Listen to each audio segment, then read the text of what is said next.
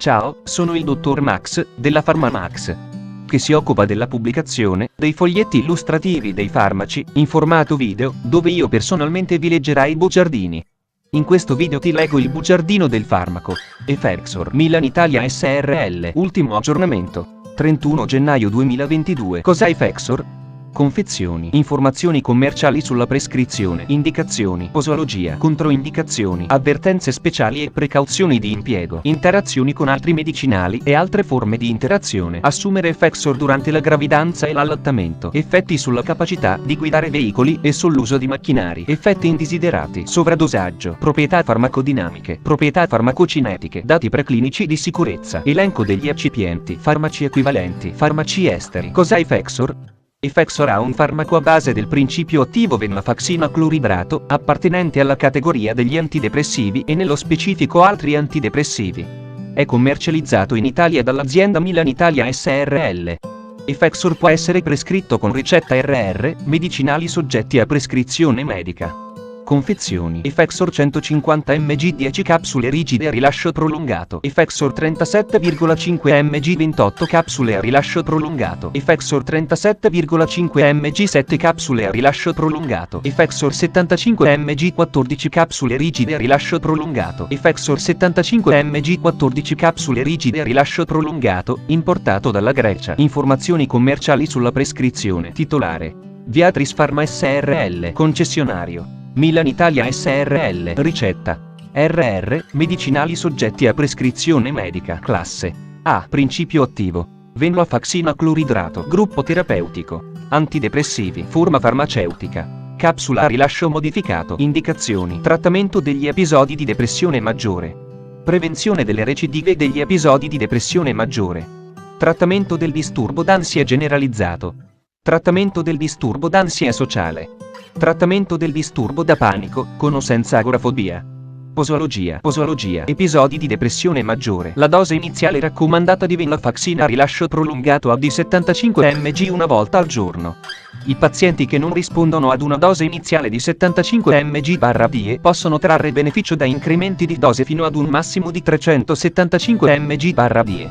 Gli incrementi di dosaggio possono essere effettuati ad intervalli di 2 settimane o più. Se clinicamente garantito a causa della gravità dei sintomi, gli incrementi di dose possono essere effettuati ad intervalli più frequenti, comunque non inferiori a 4 giorni.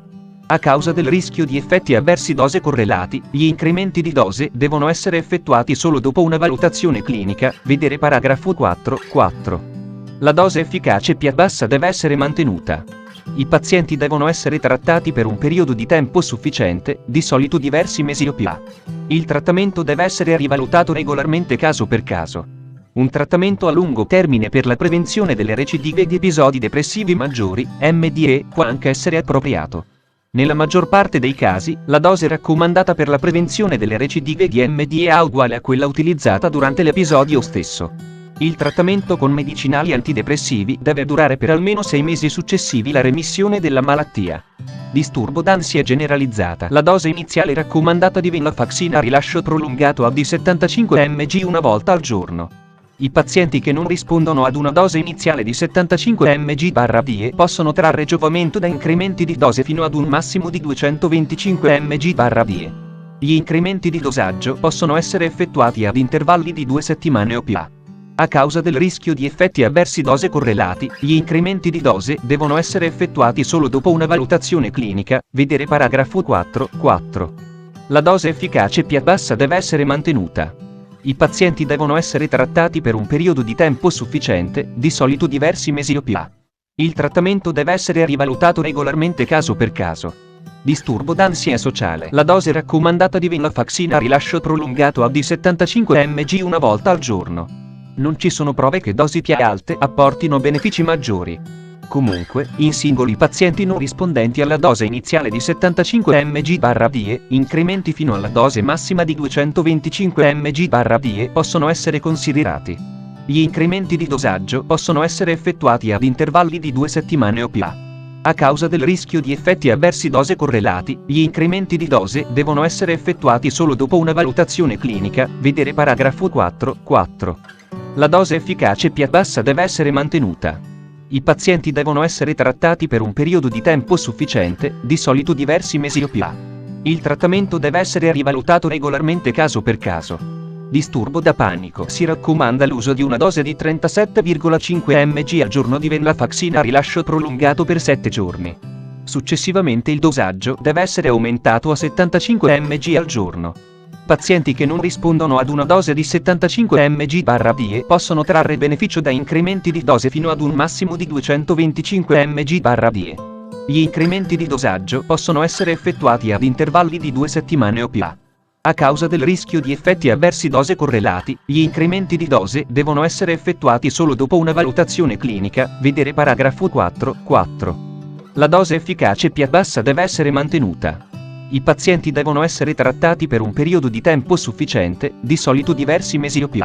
Il trattamento deve essere rivalutato regolarmente caso per caso. Pazienti anziani. Non si ritiene necessario alcun adattamento specifico della dose di venlafaxina esclusivamente sulla base dell'età. Tuttavia, si deve usare cautela nel trattamento dei pazienti anziani, per esempio, a causa della possibilità di compromissione renale, della potenziale alterazione della sensibilità e dell'affinità dei neurotrasmettitori che si verifica con l'età. Si deve sempre utilizzare la dose efficace più bassa, e i pazienti devono essere attentamente monitorati quando si richiede un aumento della dose. Popolazione pediatrica. L'uso della venlafaxina non è raccomandato in bambini ed adolescenti. Studi clinici controllati in bambini ed adolescenti con disturbo depressivo maggiore non hanno dimostrato efficacia e non supportano l'uso di venlafaxina in questi pazienti, vedere paragrafi 4 e 4.8. L'efficacia e la sicurezza di venlafaxina in altre indicazioni in bambini ed adolescenti al di sotto dei 18 anni non è stata stabilita. Pazienti con compromissione epatica. In pazienti con compromissione epatica da lieve a moderata, in genere deve essere considerata una riduzione della dose del 50%. Tuttavia, a causa della variabilità individuale della clearance, una individualizzazione del dosaggio sarebbe preferibile. Esistono dati limitati su pazienti con compromissione epatica grave. Si raccomanda di usare cautela e una riduzione della dose di PA del 50% deve essere presa in considerazione. Si deve valutare il beneficio potenziale rispetto ai rischi nel trattamento di pazienti con grave compromissione epatica.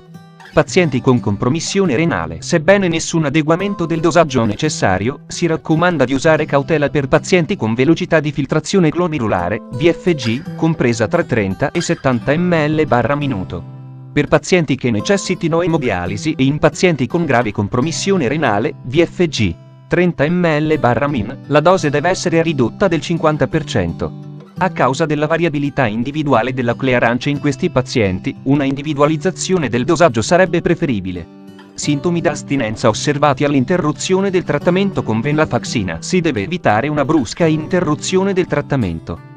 Quando si interrompe l'assunzione di venlafaxina, la dose deve essere ridotta gradualmente in un periodo di almeno 1-2 settimane, al fine di ridurre il rischio di reazioni da astinenza, vedere paragrafi 4 e 4.8. Tuttavia, il periodo di tempo necessario per la graduale riduzione della dose e la quantità di riduzione possono dipendere dalla dose, dalla durata della terapia e dal singolo paziente. In alcuni pazienti, potrebbe essere necessario interrompere il trattamento molto gradualmente, nell'arco di mesi o di periodi anche più lunghi. Se si verificano sintomi insopportabili a seguito della diminuzione della dose o a seguito dell'interruzione del trattamento, si può prendere in considerazione di ripristinare la dose prescritta in precedenza. Successivamente, il medico può continuare a diminuire la dose, ma più gradualmente. Modo di somministrazione. Uso orale.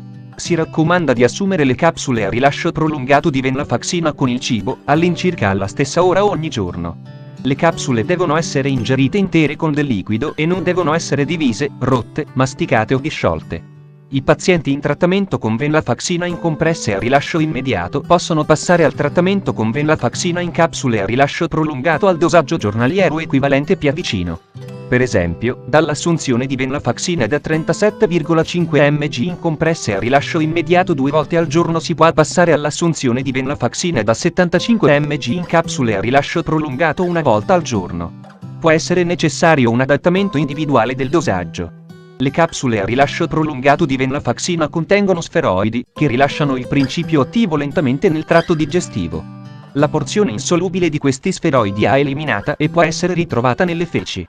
Controindicazioni: ipersensibilità al principio attivo o ad uno qualsiasi degli eccipienti elencati al paragrafo 6.1. Il trattamento concomitante con inibitori irreversibili delle monoaminoossidasi, IMAO, ha controindicato a causa del rischio di sindrome serotoninergica con sintomi quali agitazione, tremore e ipertermia. Non si deve iniziare l'assunzione di venlafaxina se non sono trascorsi almeno 14 giorni dalla interruzione del trattamento con un IMAO irreversibile. La somministrazione di venlafaxina deve essere interrotta almeno 7 giorni prima dell'inizio del trattamento con un inibitore irreversibile delle MAO, vedere paragrafi 4, 4 e 4, 5. Avvertenze speciali e precauzioni di impiego: suicidio/pensieri suicidari o peggioramento clinico. La depressione è associata ad aumentato rischio di pensieri suicidari, autolesionismo e suicidio, eventi suicidio correlati. Tale rischio persiste fino a che si verifichi una remissione, vedi la scheda tecnica del farmaco, RCP, completa. Accedi al sito www.codifa.it. Interazioni con altri medicinali e altre forme di interazione. Inibitori delle monoaminoossidasi, IMAO. IMAO irreversibili non selettivi. La venlafaxina non deve essere usata in combinazione con IMAO irreversibili non selettivi.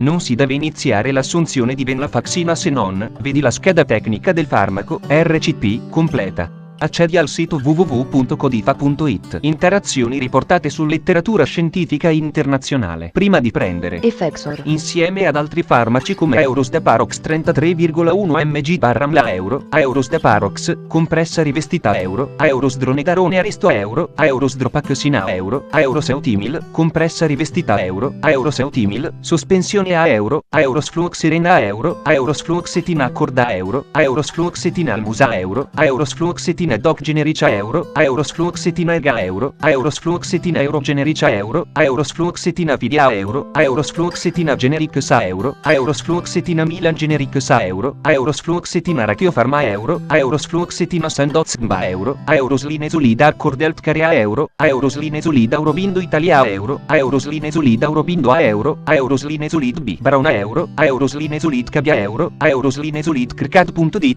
euro, Euros Linezolid Crca euro, Euros Linezolid Milan Pharma euro, Euros Linezolid Teva euro, Euros Metilchioninio Cloruro Bioindustrial.i.m.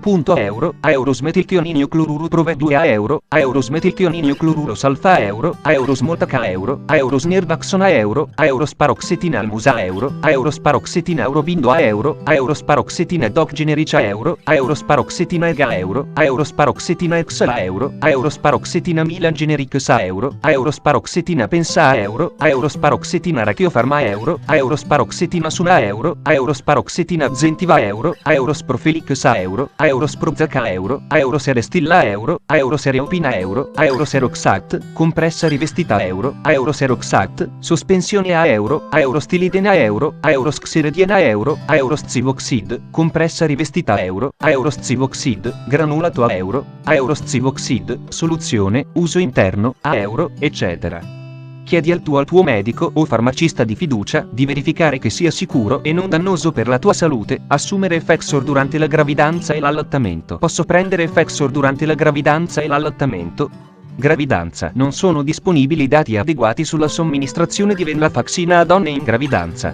Studi su animali hanno mostrato tossicità sulla riproduzione, vedere paragrafo 5, 3. Il rischio potenziale per l'uomo, vedi la scheda tecnica del farmaco, RCP, completa. Accedi al sito www.codifa.it. Effetti sulla capacità di guidare veicoli e sull'uso di macchinari. Qualsiasi medicinale psicoattivo può compromettere la capacità di giudizio, di pensiero o le capacità motorie. Pertanto i pazienti che assumono venlafaxina devono essere informati di usare cautela nella guida e nell'uso di macchinari pericolosi. Effetti indesiderati. Riassunto del profilo di sicurezza. Le reazioni avverse riportate come molto comuni, 1/10, negli studi clinici sono state nausea, secchezza delle fauci, cefalea e sudorazione, inclusa sudorazione notturna. Tabella DL, vedi la scheda tecnica del farmaco, RCP, completa.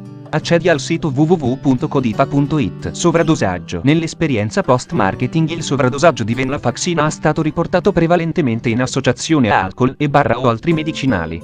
Gli eventi più comunemente riportati in caso di sovradosaggio comprendono tachicardia, modifiche dello stato di coscienza, oscillante dalla sonnolenza al coma, midriasi, convulsioni e vomito. Sono stati riportati altri eventi quali variazioni dell'elettrocardiogramma, esempio prolungamento dell'intervallo QT, blocco di branca, prolungamento del QRS, vedere paragrafo 5.1, tachicardia ventricolare, bradicardia, ipotensione, vertigini e morte. Studi retrospettivi pubblicati riportano che il sovradosaggio di venlafaxina può essere associato con un rischio aumentato di esiti fatali in confronto al rischio riportato con antidepressivi SRI, ma inferiore a quello riportato con gli antidepressivi triciclici. Studi epidemiologici hanno dimostrato che i pazienti trattati con venlafaxina hanno un numero più elevato di fattori di rischio suicidario rispetto ai pazienti trattati con SRI. Non ha chiaro il grado con cui il dato di un aumentato rischio di esiti fatali si possa attribuire alla tossicità della venlafaxina in sovradosaggio rispetto ad alcune caratteristiche dei pazienti trattati con venlafaxina. Al fine di ridurre il rischio di sovradosaggio, si deve prescrivere la quantità minima di medicinale che consenta una buona gestione del paziente. Trattamento raccomandato. Si raccomandano misure generali di supporto e sintomatiche. Devono essere monitorati il ritmo cardiaco e i segni vitali. In caso di rischio di aspirazione, non si raccomanda di indurre l'emesi. Può essere indicata una lavanda gastrica se effettuata immediatamente dopo l'ingestione oppure in pazienti sintomatici. Anche la somministrazione di carbone attivo può limitare l'assorbimento del principio attivo. È improbabile che la diuresi forzata, la dialisi, l'emoperfusione e l'exsanguinotrasfusione siano di beneficio. Non ha noto alcun antidoto specifico per la venlafaxina. Proprietà farmacodinamiche. Categoria farmacoterapeutica. Altri antidepressivi, codice ATC, N06X16. Meccanismo d'azione. Il meccanismo dell'attività antidepressiva della venlafaxina nell'uomo si crede sia correlato al suo potenziamento dell'attività neurotrasmettitoriale nel sistema nervoso centrale. Proprietà farmacocinetiche. La venlafaxina ampiamente metabolizzata, principalmente nel suo metabolita attivo o desmetilvenlafaxina, ODV. Le emivite plasmatiche medie a più meno ds della venlafaxina e dell'ODV sono rispettivamente di 5 a più meno 2 ore e 11 a più meno 2 ore. Dati preclinici di sicurezza. Studi con la venlafaxina condotti su ratti e topi non hanno prodotto prove di carcinogenesi. La venlafaxina non è risultata mutagenica in un ampio spettro di test in vitro ed elenco degli eccipienti. Effexor 37,5 mg. Contenuto della capsula: cellulosa microcristallina, etilcellulosa, ipromellosa, talco. Involucro della capsula: gelatina, ossidi di ferro nero, rosso e giallo, E172, titanio diossido, E171, inchiostro di stampa della. Farmaci equivalenti. I farmaci equivalenti di Effexor a base di venlafaxina cloridrato sono Xilania, venlafaxina Alter, venlafaxina Aurobindo, venlafaxina Doc generici, venlafaxina EG laboratori eurogenerici, venlafaxina Milan Generics, venlafaxina Pfizer, venlafaxina Sandoz GmbH, venlafaxina Sandoz, venlafaxina Teva Italia, venlafaxina Zentiva, Zarelis, compressa a rilascio modificato. Fonte, foglietto illustrativo. AIFA, Agenzia Italiana del Farmaco. Le informazioni presenti possono non risultare essere aggiornate. Per avere accesso alla versione più aggiornata, si consiglia l'accesso al sito web dell'AIFA, Agenzia Italiana del Farmaco. Grazie per avermi seguito fino a qui, spero che la PharmaMax ti sia stata utile, iscriviti al canale e sarai informato sulla pubblicazione dei nuovi video bugiardini. Buon proseguimento, ci vediamo al prossimo farmaco esaminato.